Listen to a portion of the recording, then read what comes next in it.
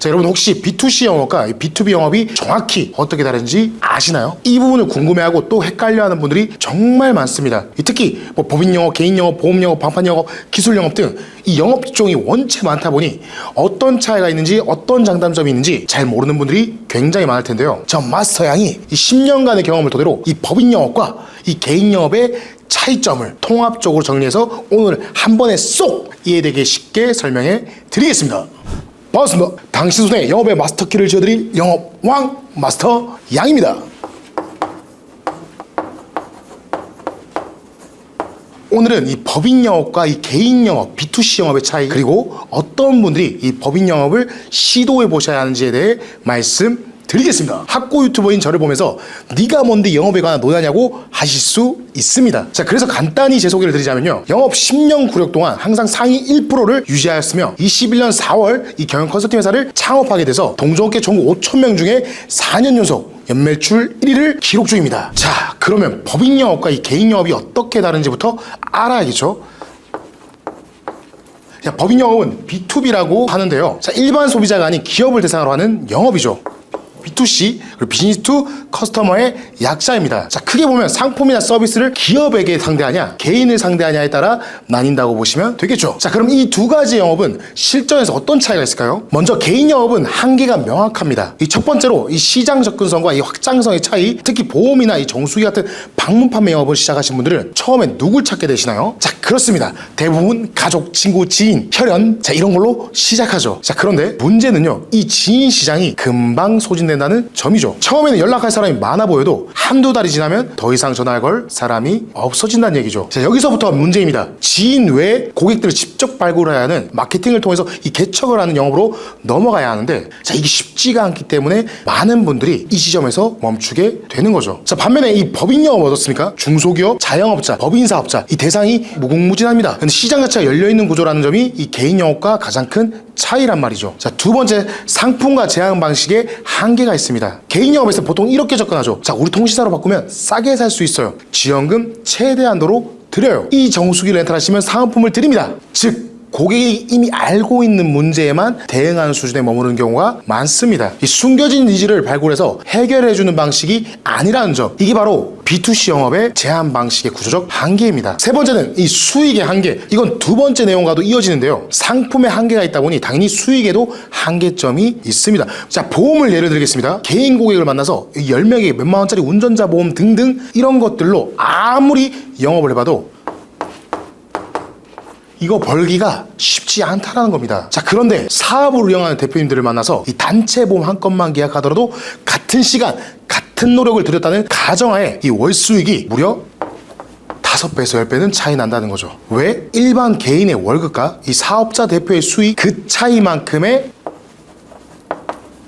역치가 발생하기 때문이죠. 자, 개인 영업은 이 관계가 소진되기 시작하면 자연스럽게 기회도 점점 소진되어 가는데요. 그리고 이 영업의 특징 중 하나가 대부분 수수료 형식으로 수입이 결정되기 때문에 자연스럽게 이 단가가 낮은 개인 영업은 노력 대비 효율이 떨어지죠. 반면에 이 사업자를 상대로 한 법인 영업은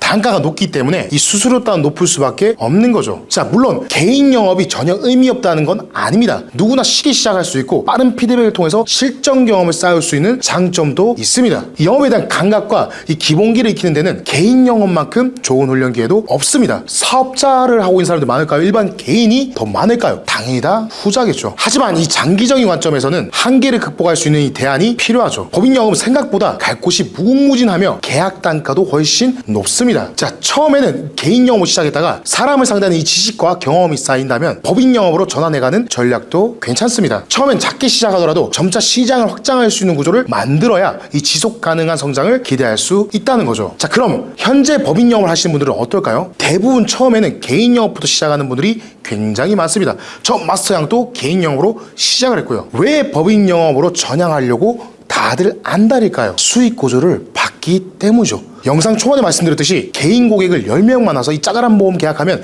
제가 알기로 정말 직장인 월급보다도 적은 걸로 알고 있습니다. 왜? 모든 운영비를 내가 나니까요. 이 영업이란 건 기본급이 없기 때문이죠. 그런데 이 사업을 운영 중인 대표님들 한 분이나 이 단체 보험 한 건만 체결하더라도 직장인 한 달 월급이 넘더라는 겁니다. 자, 그런데 문제는 그저 돈만 보고 법인 영업 시장에 뛰어들면 굉장히 위험합니다. 이거 제가 겪은 일인데요. 제가 시작하고 나서 이 한 건으로 수수료를 약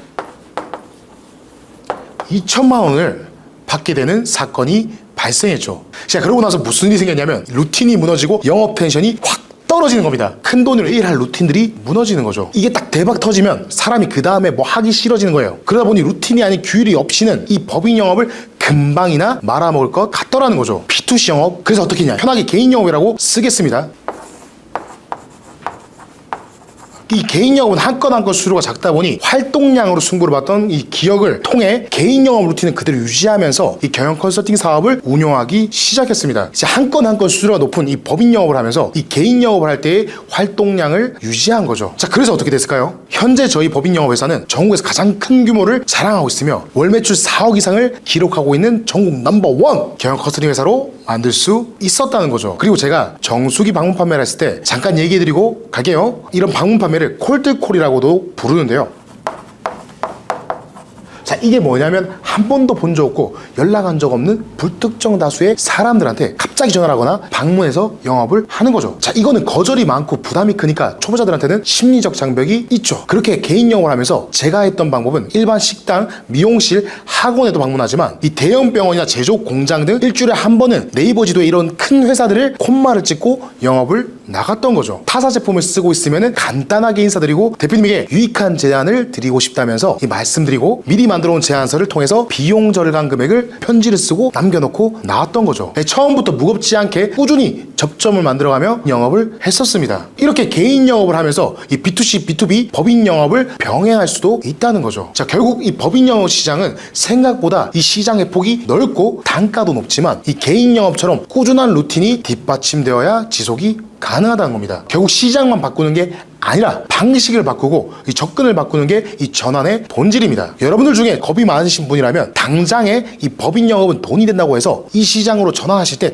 무리하게 다 내팽개치고 하지 마시고 기존에 하던 것도 하시면서 법인 영업도 도전하는 게 좋습니다. 자, 그렇게 저울질을 해보면서 개인 영업 루틴을 바탕으로 법인 영업으로 넘어간다면 훨씬 더 작은 리스크로 이 시장을 개척하실 수 있을 겁니다. 제가 그래왔던 것 처럼요. 자, 오늘 내용을 정리하겠습니다. 자, 첫 번째, 개인 영업은 지인 기반이라 시장이 좁고 본인 스스로 개척이 안 된다면 금방 소진됩니다. 개척 영업이나 마케팅이 안 되면 수익도 끊기고 생존이 불가능해지니 결국 그만둘 수밖에 없을 겁니다. 자, 두 번째, 상품과 수익의 구조 자체가 한계가 있습니다. 단가가 낮기 때문에 아무리 열심히 해도 효율이 떨어지겠죠. 반면 많은 사람들과의 접점을 이뤄나가면서 사람 관계를 맺어가는 입문 경험을 하기에는 굉장히 좋습니다. 셋째, 이 B2C 개인 영업을 하면서 이 B2B 법인 영업의 양쪽의 가능성을 열어놓고 경험을 먼저 만들어가는 것이 굉장히 도움이 될 겁니다. 제가 B2C부터 B2B 영업까지 모든 경험을 해본 결과로 이 갑의 영업을 할 수 있는 법인 경영 컨설팅 영업보다 최고의 영업은 없는 것 같습니다. 요즘은 법인뿐만 아니라 개인 사업자와의 거래도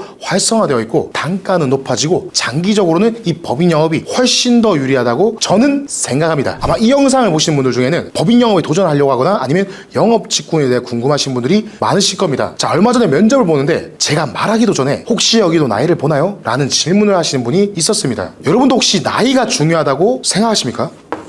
저는 이 나이가 1도 중요하지 않다고 생각합니다. 저희 회사는 20대 초반부터 50대 후반까지 다양한 나이의 팀원들이 함께하고 있습니다. 그런데 웬걸? 20대, 30대의 MZ보다 50대가 넘은 우리 시니어 팀장들이 더 많은 배움을 얻으려고 하시는 겁니다. 손이 느린 세만 팀장님은 일요일 오전 9시에 나와서 사무 업무를 보시고 들어가시기도 하고요. 항상 어떤 굳은 일이든지 가장 솔선수범하는 그 자세를 보면서 이 나이가 어리다고 청춘이 아니구나. 어떤 태도를 가지고 있냐가 청춘의 기준이다. 이런 저만의 정의를 내리게 되었습니다. 여러분 아직도 나이로 사람들을 평가하십니까? 나이는 중요하지 않습니다. 지금이라도 여러분의 가치를 올릴 수 있는 무언가를 찾아 배우고 그 한계를 극복하십시오. 결국 나이보다 내가 어떤 능력을 가지고 있는지가 앞으로의 생존에 더 유리할 테니까요. 저는 항상 우리 회사의 시니어 멤버분들께 말씀드립니다. 인생 제3막은 저와 함께 가보시자고. 제가 하고 있는 이 경영 컨설팅 법인 영업이 궁금하시다면 아래에 고정 댓글 링크를 클릭하신다면 더 많은 정보를 받아가실 수 있을 겁니다. 구독, 좋아요, 알림 설정 부탁드립니다. 오늘 영상이 여러분의 영업 인생에 도움이 되시길 바라겠습니다. 내왕이와 당신의 손에 세일즈의 마스터키를 지어드릴 영업 왕 마스터 양이었습니다.